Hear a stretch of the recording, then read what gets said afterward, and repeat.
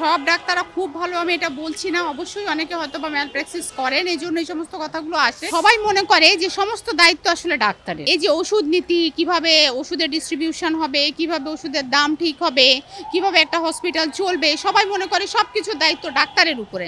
আসলে কিন্তু সেটা নয়।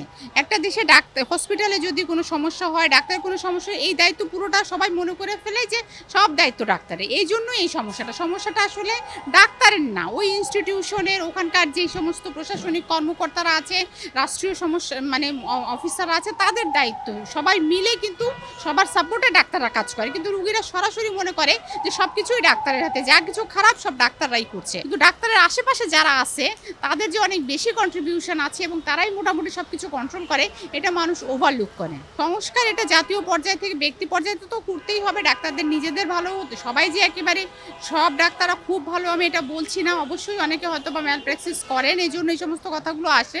তবে হ্যাঁ, ব্যক্তি পর্যায়ে অবশ্যই প্রতিটা ডক্টরকে ভালো হতে হবে, কিন্তু আমি সবচেয়ে বেশি মনে করি এখানে রাষ্ট্রীয় সংস্কার, প্রশাসনিক সংস্কার অত্যন্ত বেশি জরুরি।